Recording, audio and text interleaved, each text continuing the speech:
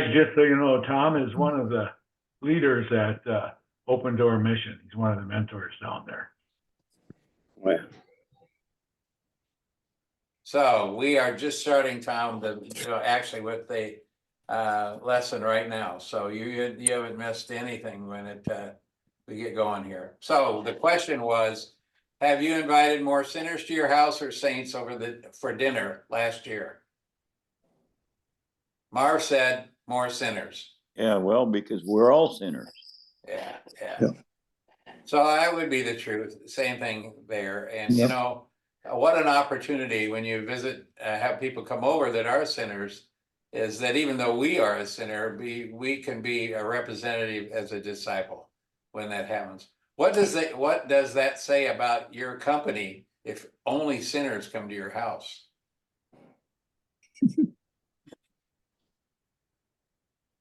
Well, we have more people.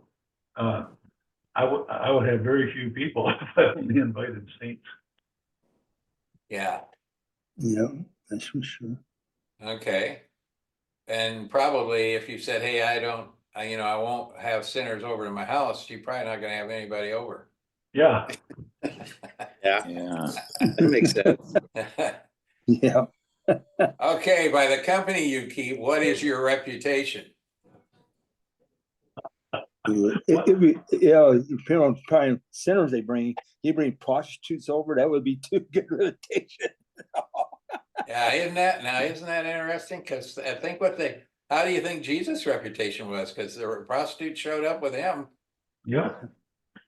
They probably True. think he's not too good a guy, even though it's not true, but that's probably what they thought. Yeah, somebody probably thought, For those that have not sinned, let them cast the first rock. Yeah. And they all put the rocks down and walked Yeah. off. And that was Jesus was a very disciplined man. Yes, he was. And we have a lot to learn from him. Every time we read anything he says, it is a lot to be learned. It's a bunch in a little package. But can you name 4 clergy types? Now, that doesn't mean, I don't want you to think that means pastors or priests. Can you name 4 clergy types in your community whom you respect?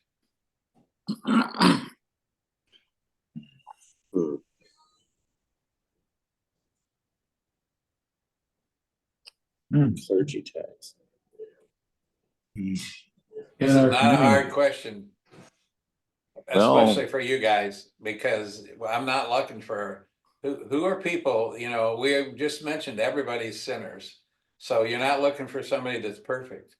But who do you know that are 4 people that you could say are disciples of Jesus Christ and God? Can I kick it off? Yeah, Tom Day, yeah. Gary Carlson, anybody down at the Open Door Mission who's mentoring and leading. I was There going to you use go. Gary Carlson, Marv, my son's football coach. Yeah, good one. I got to put my son in there too. Yeah. So there's a lot. I mean, I think my point was on this, and I put 4, and 4 is way too small. We work with people every day that in their own right, some of people wouldn't even consider themselves in this category, but they do God's work every day. And when I go and see, I put my son my son Eric that owns a construction company. I mean, he's a rough and tumble guy. He's all man and big guy, all that. But let me tell you, he's got the heart of gold, and he continues, even though we strike out on some of these guys from the Open Door. You'd think that some of the employers would say, don't send me any of those guys anymore. He doesn't do it. He goes ahead and hires another one. So for me, on that end, he is definitely a disciple for Jesus, and he knows where these guys are from, and he knows what I do. So I put my son in there too. Anybody else? David, you didn't say anybody.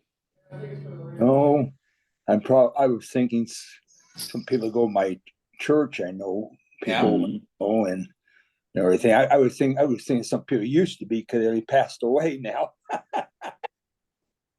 too. 'Cause I was thinking like Billy Graham and things like people like Yeah. that too. But Jack Well, Van Impe, but too. But like, Well, I wanted to put in here where it says saint.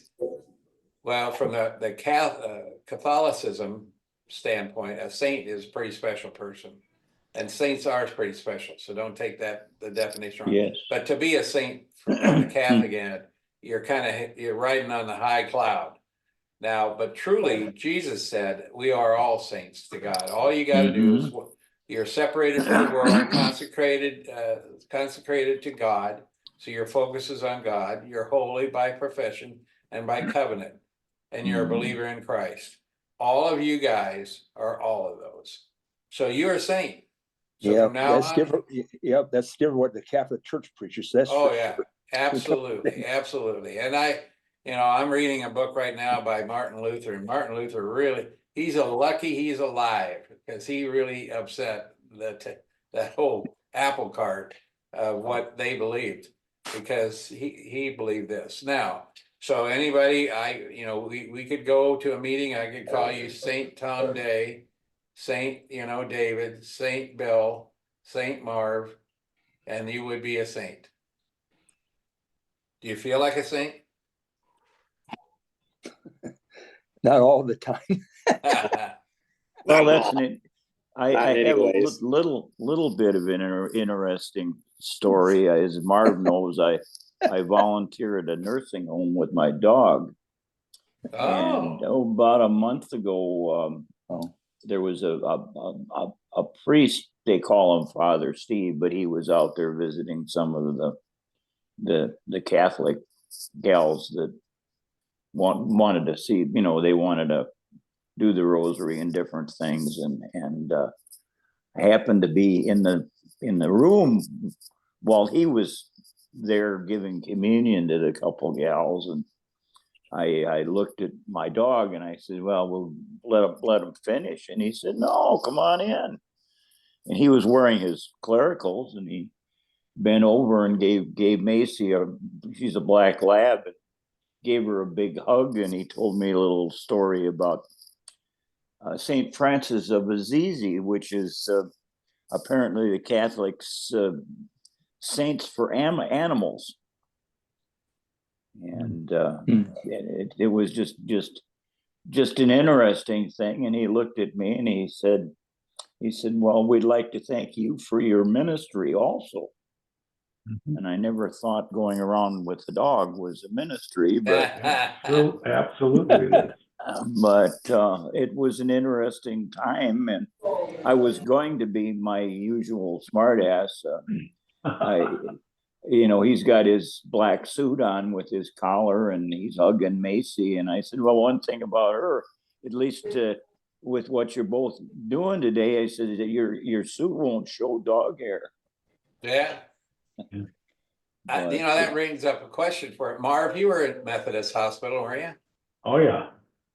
Well, while Debbie was there a few weeks ago now, I went down to the cafeteria to get something to eat, and when I was down there, this lady comes walking in with her dog, and it was a beautiful lab, a golden lab, and she came over and had the little coat on him with the leash, and I said, "Well, I have a great dog." I said, "What's going on? Are you training me?" He says, "Oh, no, this dog's been trained for years."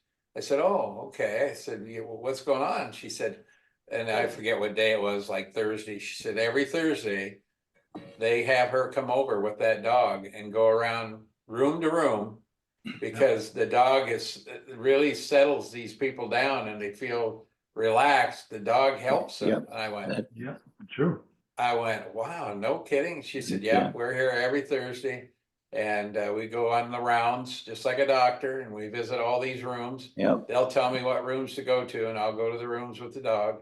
And I Yeah. went, "There's a real disciple there." Yep.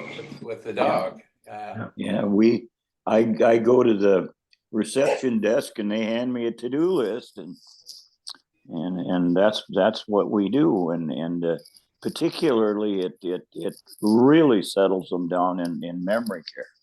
Yeah. Oh, you bet. Yeah. Well, So, I don't know if this happened with you, the dog, probably not. The dogs are lovable, but I used to, and while I was in college, I would visit the care centers, and I would play Santa Claus. So I'd go in to play Santa Claus. Let me tell you, that isn't as easy as you think. I'd go in, and 95% of the people I would see, you love Santa Claus, and they wanted their present, and I would give them a present. Usually it was no more than a candy cane or something, but I gave them something. Well, I'll never forget this guy. He looked like, Samuel Clemens.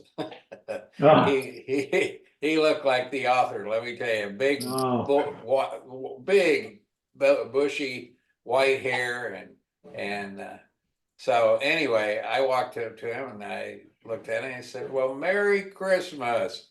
He said, "You son of a bitch, get out of here." Wow. And I leaned over, I looked in his face and I said, "Don't talk to Santa Claus like that, Felix." He looked at me like, he knows my name. He goes, how'd you know my name? I said, "Santa Claus knows everybody." He said, "Oh," he goes, I'm sorry, I was having a bad day." Hey, maybe you guys have heard this story, but Tom, you haven't, I don't think. You think Gary plays a good Santa Claus? You should see him play the devil. I mean, I'll tell you about that sometime. But he got a few eyebrows going up pretty high on that one. Oh yeah, I almost got killed. Had people standing up ready to kill me. Yeah. All right. Okay, and this little verse, verse 27, at the dedication of the wall of Jerusalem, the Levites were sought out. That means that, it was important for Nehemiah to get these Levites inside that wall. So they were where they lived, and were brought to Jerusalem to celebrate joyfully the dedication with songs of thanksgiving, with music of cymbals, harps, and lyres. The musicians also were brought together from the region around Jerusalem. So now we got the Levites, you got some good, you got Billy Joel, you got everybody coming from the villages of Nephthatis, from Beth Gilgal, and from the area of Geba and Amarzeth, where musicians had built villages for themselves around Jerusalem. When the priests and Levites had purified themselves ceremonially, they purified the people, the gates, and the wall. Now, the reason I put that in there is there's a whole more another about this, is that the Levites, as you know, were those people that never laid a hand on building the wall. They never laid a hand on building the temple. What they did is they specifically for interpreting the scriptures of the Bible, and that was then in scrolls. But when you would read scripture, the Levites were those people that would interpret it for everybody. So what Nehemiah knew with God is that you got to get those Levites inside Jerusalem, inside the wall. So now, it's like you've built a new development like you do in any city, but you have this area and you want to definitely get the right people to live in that area. So Nehemiah is actually doing recruiting with others to have the Levites come in and live inside that area. And then also the musicians were important also to them. And if you remember, King David was a musician. So they had specific people that did that kind of music that was what they would consider holy music, that they wanted them to also pack up and move from outside the city. I showed you that picture earlier where people were living outside. Levites, musicians, were living outside the walls, and they're now trying to encourage these people to move inside the wall. I had the leaders of Judah go up on the top of the wall. And remember, Judah is one of the tribes. I also assigned 2 large choirs to give thanks. Now, what they're doing is, when you have an open house, if you're out looking for a new house and you go and you say, well, let's go through that house. It's an open house. Well, this was the open house that Nehemiah was going to have, is that he had the leaders of Judah go up on top of this wall and he assigned 2 large choirs to give thanks. One was to proceed on top of the wall to the right. And they went towards that Dun Gate. So they went, if you remember the picture. Yep. And see if I can get this, go back to that, because I know Tom didn't see it. If Hey, you go Marv? down, yeah. What?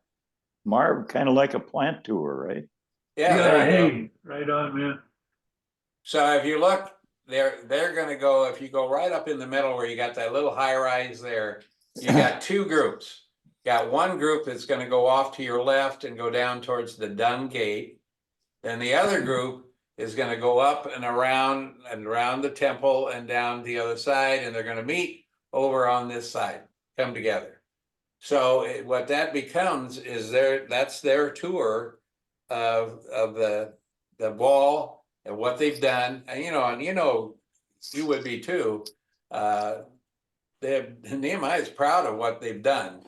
So they're proud of showing their development. Their development is now showing the wall. Now, the other thing that from this in commentaries will say, you think, okay, they're looking outside that wall, but really they're not. They're looking more on the inside of the wall. They say, well, think about it. Wouldn't you want to live in here? Wouldn't you want to live in this? Because quite honestly, very few people actually lived inside Jerusalem wall.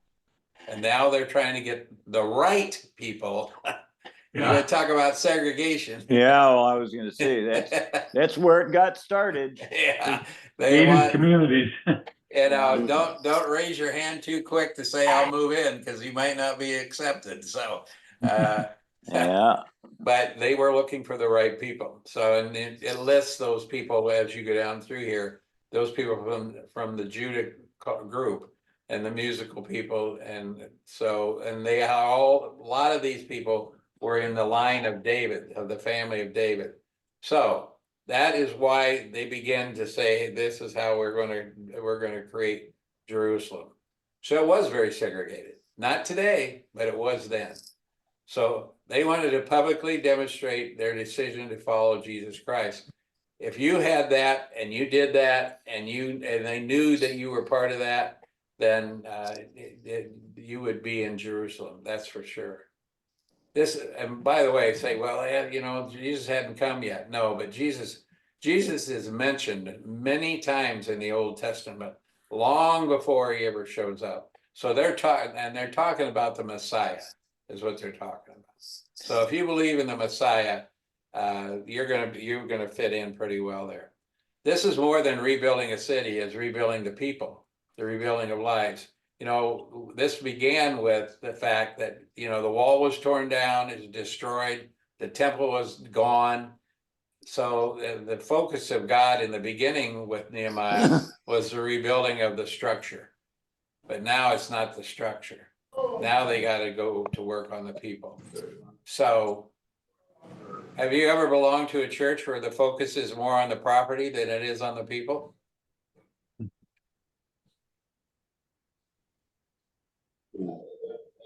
oh, Hmm.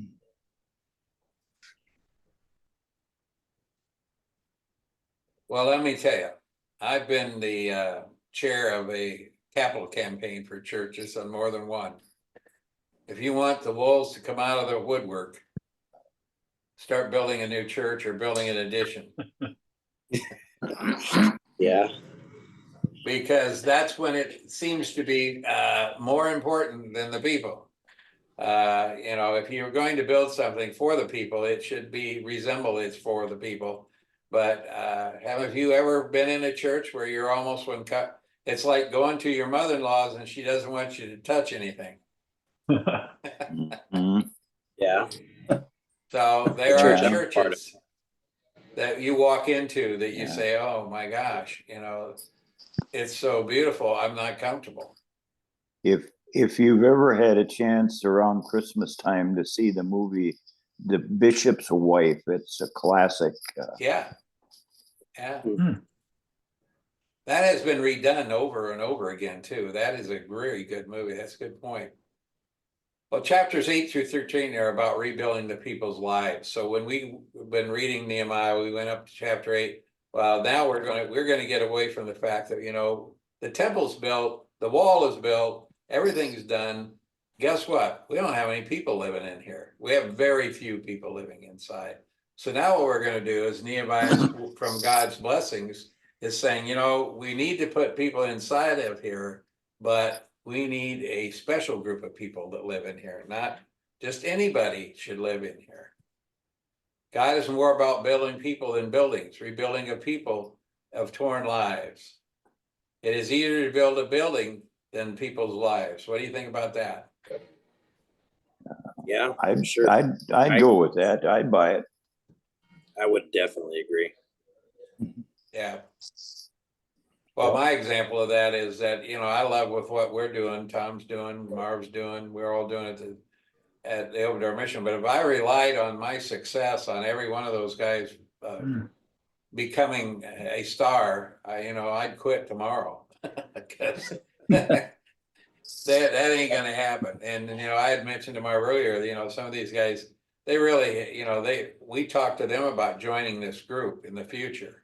And for that to happen, they're gonna have to get out of the fog. Because once they walk out that door and back down that hallway from our meeting, you're lucky if they remember a tenth of what we talked about, Well, probably. hey, you got to keep trying. Oh yeah, Yeah, that's right, Bill. and we do have our successes, believe me. Yeah. Tom brought a guy to have coffee with us last night that I've known a very long time.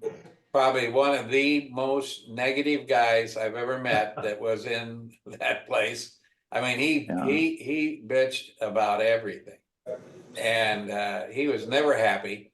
And even the guys used to kid him about me being negative. And he came last night. He was smiling. You know why he was smiling? He knew that Tom was buying. That's why he was smiling. So, but no, he's changed. Super, super nice guy. Yeah, and if you think you're building the church to make it more beautiful, bring more people, that's not going to necessarily draw more people either. No. Well, the best churches don't have buildings. Yeah. Well, the church is not a building. The church is the people. Yep, that's for sure. Yeah.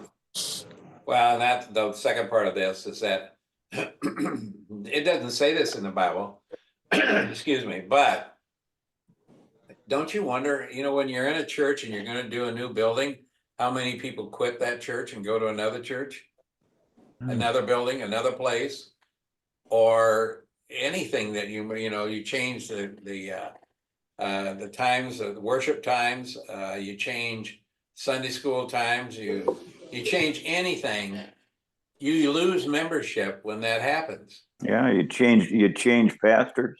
Yeah. Yeah. So here's Nehemiah saying, okay, we're going to give you a tour. They have specific people that are going to walk around on the top of this wall. And I'm sitting out there and I'm going, they didn't pick me to walk on the wall. Why did they not pick me? I want to live in Jerusalem. You know what? Yeah. I'm going to go down the hall here and worship Baal. I'm going to worship an idol because, Baal doesn't care. Think about that. Yeah, and the first churches they even started in a building like here. They started people's homes. Yeah. Yep, they were the synagogues. Yeah. Yep. So Gary, are you saying you want to greet people? You want to make the greeting team? I do every week. I sit in the back. I greet them on the way in and the way out. Yeah, I in fact, I told our pastor last week, I said, the one thing that, who told me this? Bob Pfeiffer. No, you guys don't know who, you might know him. He usually sits back by you guys, Marv, but Bob is a guy that used to go to church in Arlington, Nebraska, small little town. My mother-in-law goes there.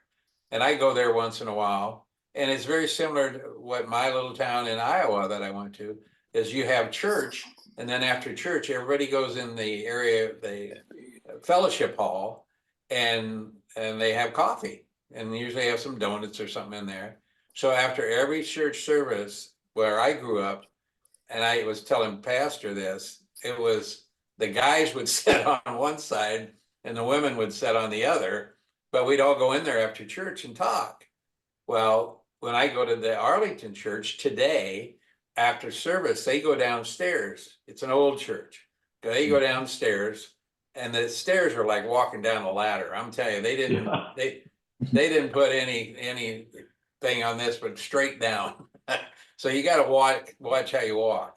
So you walk down there, and they have fellowship down there, and they have coffee, and the women are at a table, and they're handing out pieces of cake or something, and they have fellowship. Now, I stick around. That's stuck with me. Now, we don't have that at our church. It would be nice, but we don't.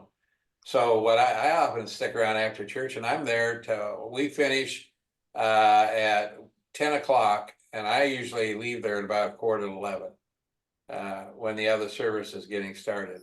So you're right, Tom.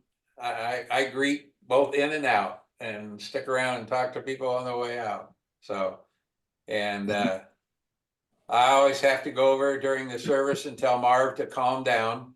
Yeah, that's right. Yeah. That's right. Either that or Turn your Marv hearing get a aids little back on. overactive. either that or wake up.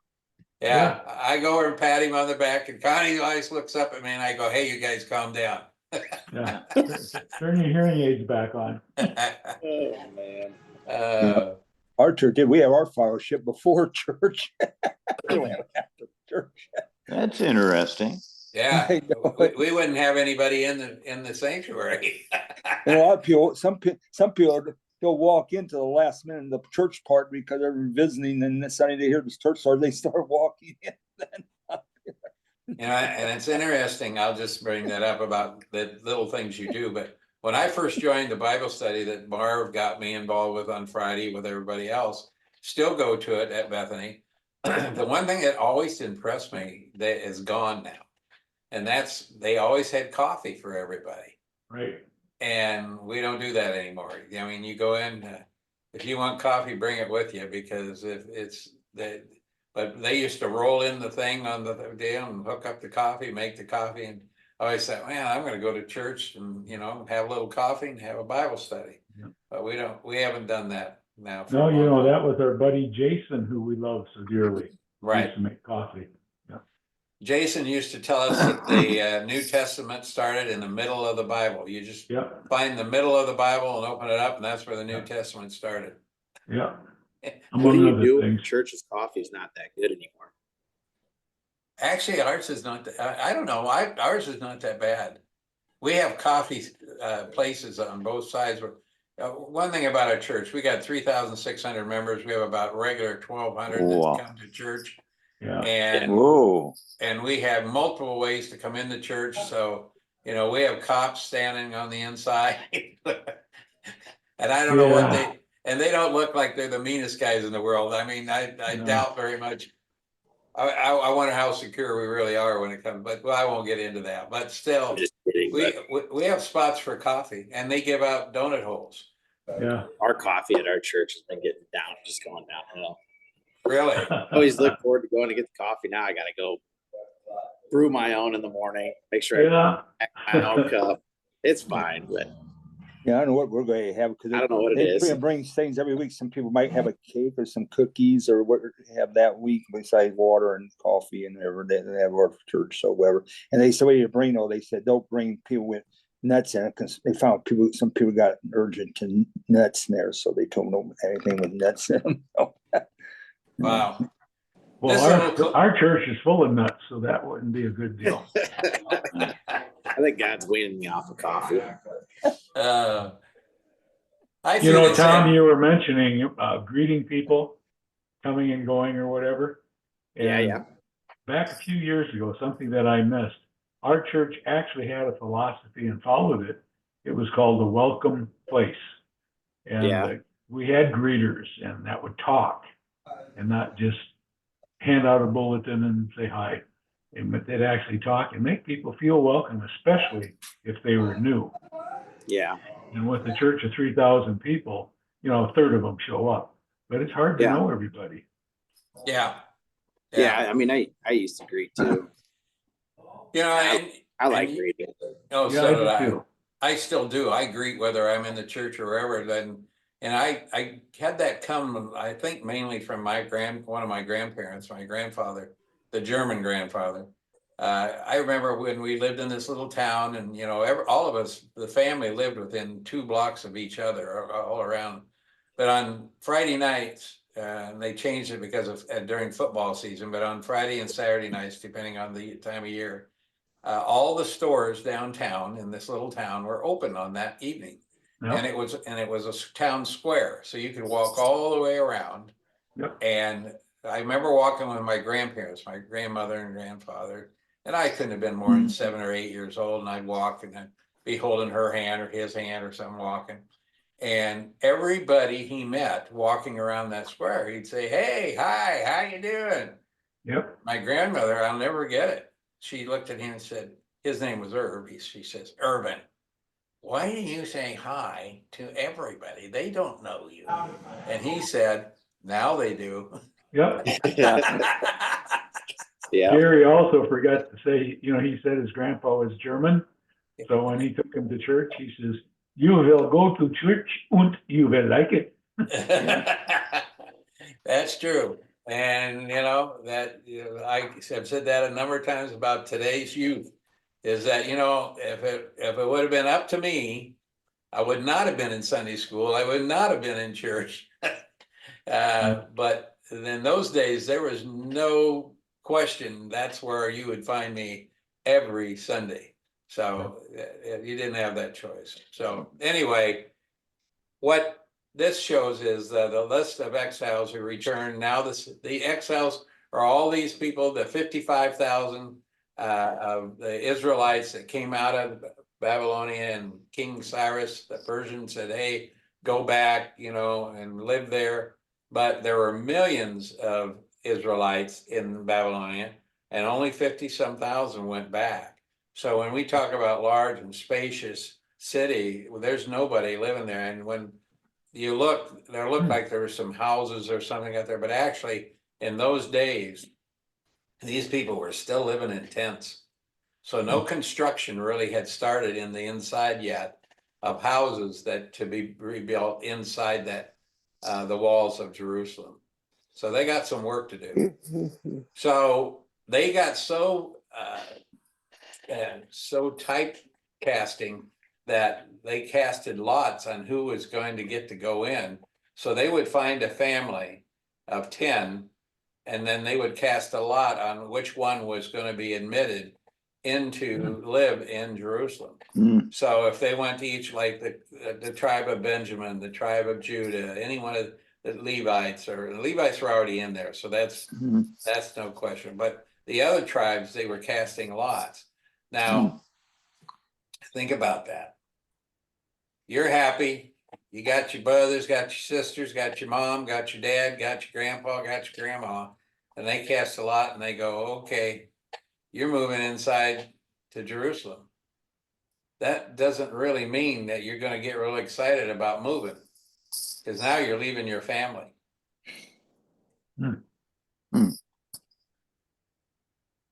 Those are the little things you don't think of until I have read this through some of the commentaries, that, you know, these people knew that this was their sacrifice to do what God wanted you to do. So you did it, but it wasn't that you did it with, you know, like, "Oh, wow, I'm getting to move into a new neighborhood.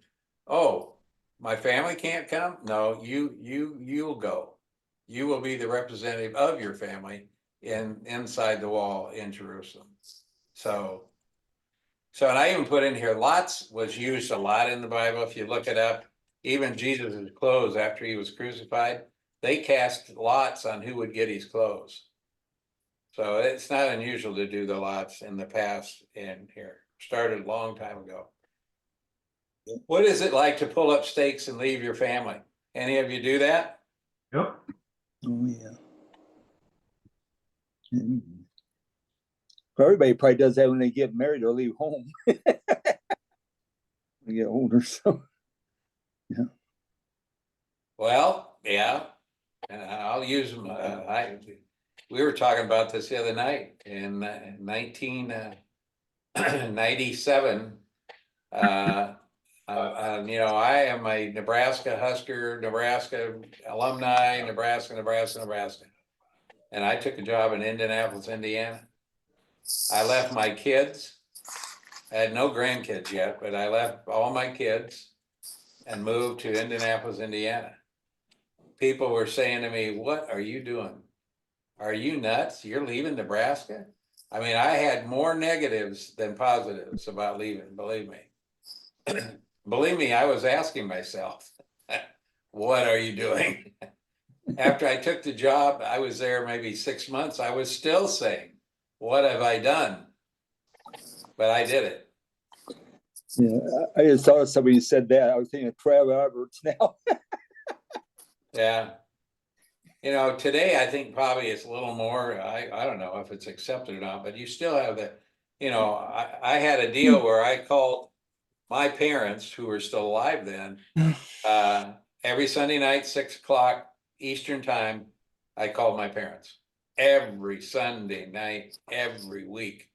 Yep. And if I didn't call at 6, my mother was worried that something had happened.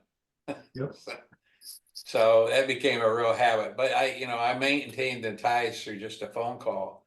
But it's emotionally, it is a big strain that when you up and leave for your family, because we knew nobody when we went to Indianapolis. So we got involved in a church, got to know people there, and that helped a lot. But we didn't know anyone when we moved there. 16 years we were there. Name any experience you have seen where this may have happened in your life.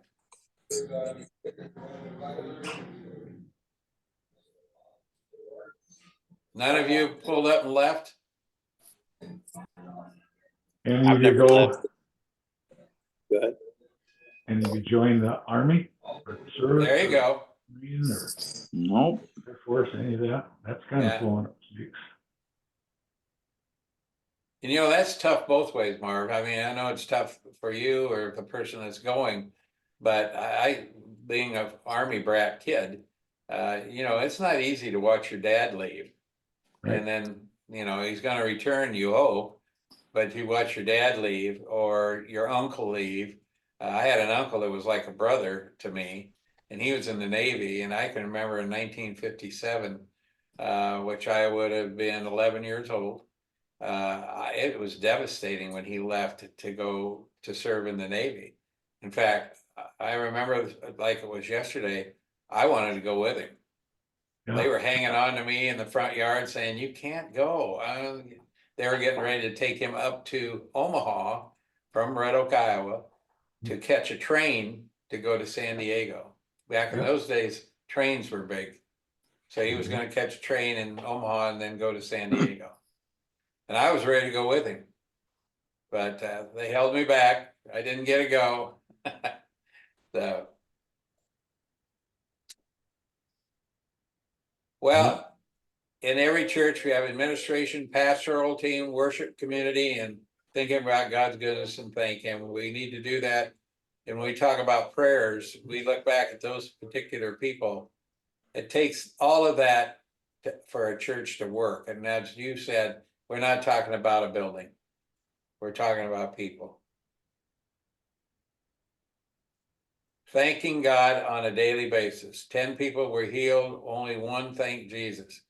When I was reading this, you probably read this in Psalms that Jesus comes along and he has 10 guys that have like leprosy, and he heals all 10 of them. And they all walk off. One comes back, says thank you. Have you experienced that? Not you being the one to be thanked. Have you done stuff for people and no one thanks you? For sure. Yeah, I think we all have. Yeah. I think so. Yeah. Is the expectation that you be thanked? Mm, No. It's probably amazing not. when you are, though. Yeah, because sometimes they won't thank you anyway. The person, they will anyway. Some people think they might. Some people, they probably will anyway. So I don't think you do it to get thanks. I don't think so either. Yeah, I don't either. The thank you, quite honestly, for Jesus or anybody is the icing on the cake. Which is not an expectation, I don't think at all, but when you do get it, it means a lot, I think. And I think people do stuff for us, we have to remember that to thank people sincerely. There are unsincere thank yous, pass the Right. coffee. Oh, thank you. Yeah. Oh, really? You really that thankful because you gave me a pot of coffee? Yeah. No. Well, thanks, officer, for giving me the speeding ticket. Yeah. Yeah. You guys want to hear something really crazy? Yeah. Yes, please do. I've been pulled over 3 times in the last 2 weeks, Wow. and I've gotten 0 tickets. But the It's 'cause first you were a 2, smooth talker. I was going like probably 7 over, and they're both state troopers that pulled me over then. And then on the way to Grand Island, my son and I were driving out there for wrestling. We're going down the interstate, and I was drinking my coffee while this police officer pulls up behind me to pull me over. And I'm like, what is he pulling me over for? This is the third time. So I pull off and I get on the rest area, pull up to a nice little spot so he didn't have to have any traffic buzzing around him. And he comes up to my window, and I roll down the window, and I look at him, and he's like, somebody called you in for drinking and driving this morning. It was like Saturday at probably 8:30 in the morning. Like drinking and driving, really? And I showed him my coffee mug, and he goes, "Yeah, somebody said you were drinking a White Claw." And I looked over at him like, "Do I look like I drink any of that White Claw?" And he started chuckling and laughing. He goes, "Get out of here!" Yeah. Yeah. Well, they're doing their job. That's what they get paid. Oh, yeah. Well, I thanked him and said, "Thank you. Have a good day." you get in that corridor of Grand Island, York, Nebraska, that area. There's Yeah. tons of highway patrol, state patrol in that area. A lot of them come out of York, and so the reason I tell you that is because I'm like you. I've been stopped more than once in that area. And you always feel in the old days. I don't know how it is. I'm not on the road that much anymore. But you'd get behind an 18-wheeler that's rolling down through Nebraska, and they were really rolling. I mean, they're going. So you pull in behind them, and I'm pulling behind them. I'm going with them. All of a sudden, I have a state patroller pulls me over, lets the truck go. Yep. Yeah. I go, what? Why is he stopping me? I was following the truck. And you don't say that, but that's what I'm thinking. I'm going, wow, this is really discriminating. If I've been an 18-wheeler, he wouldn't have stopped me. You know what? Especially if it says Monfort. Way off the road, shut your vehicle off, turn all your lights on, roll down your windows. Yeah. And, make it a very inviting situation for them. Yeah. They'll usually give you a warning. Yeah. And you can't be going much over. If you're going over 10 over, you're kind of in trouble. Yeah, right. Well, we know a guy that's been a cop all of his life. He's never driven the speed limit in his life, I don't think. He's always at least 5 over. Yeah. The guy that comes down to Open Door, the big guy. Yeah. He came down once, I think. Ted, yeah. Ted. Yeah. He also told me, which is an interesting thing. I said, and not so much because my wife works on Sundays now, but she always, I'd go get in the car and start the car and wait in the driveway. And by the time she get in the car, I think, oh man, we're going to be late for church. And I used to tell Ted this story. So I just drove like lickety split to get to church. And I knew I was speeding to get there. He told me that most of the law enforcement guys on the pathways to churches on Sunday, they don't pick anybody up for speeding because they know everybody's running late to go to church. So why would you stop people going to church, he said. So that was nice to know. I didn't know that then, but I never did get stopped, and I was really rolling to church. Even when I came here, Debbie'd be getting in the car, and I'd say, you realize we're going to walk in late. No, you'll make it. And boy, off I'd go. It was like NASCAR on the way to church. So One thing for next week, take a look and see how many male prophets and how many female prophets there are. You'll be surprised. What it is means to be a priest. The priest represents the people before God. So if you're a priest, you're inside Jerusalem, you're going to represent people before God and speak for them. You're going to perform sacrifices. That's when they were sacrificing lambs and doves. You had Passover, if you remember, they did that. So you would be the person that would be sacrificing those doves or lambs or whatever they were sacrificing inside on Passover. And you would provide counsel and structure to those people about God and what God was and believing in God and living a godly life. So those are the three main things.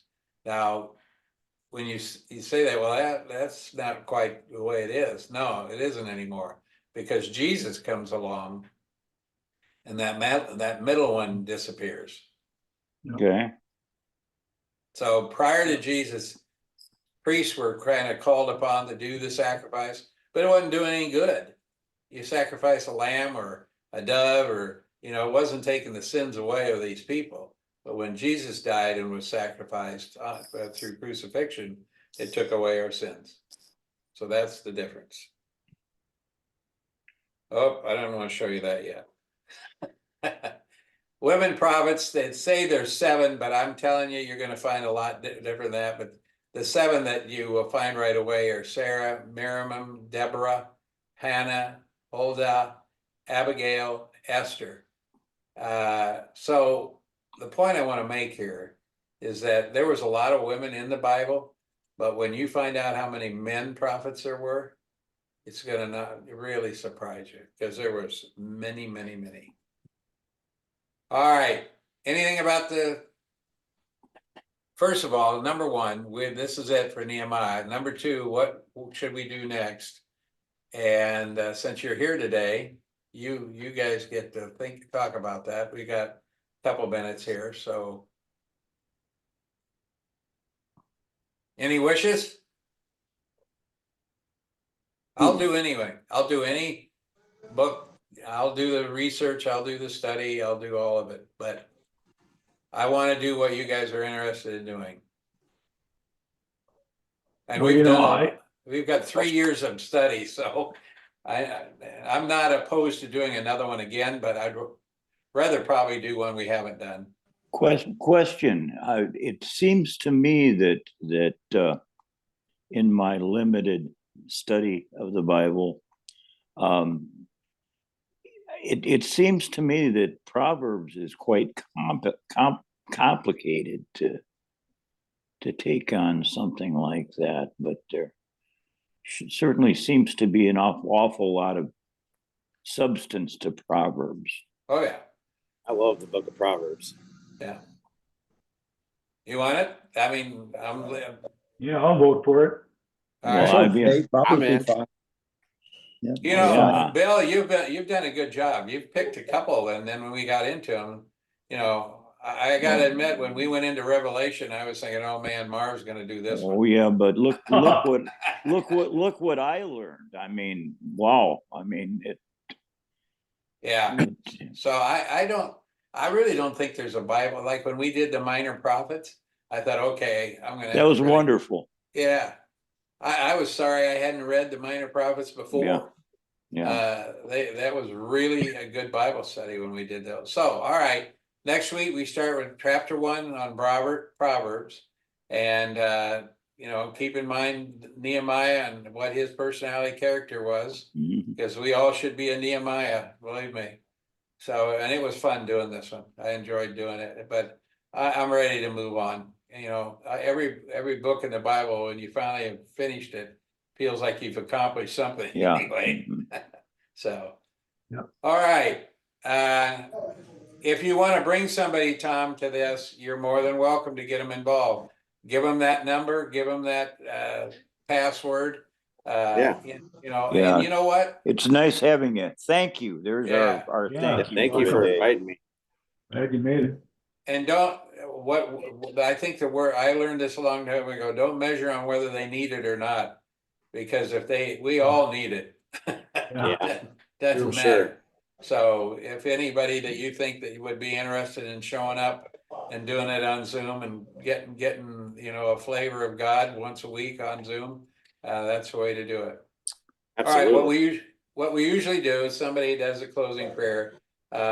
Is anybody willing to do the closing prayer? If not, I can do it, but I'm not gonna do it because I do the lesson. So I'm gonna appoint one of you if you don't volunteer. I'm at 1% on my battery, so I don't want to get cut off in the middle of it, but I can close out a prayer if you guys want. Go for it. Yeah. All right. Father, we just thank you for this Bible study. We thank you for this time together.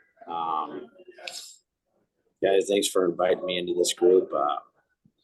We just ask that you guide us through this week as we go into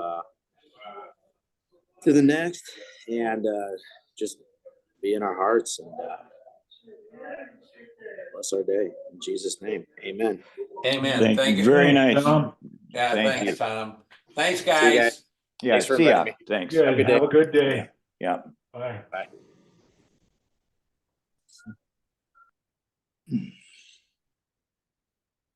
Bye-bye.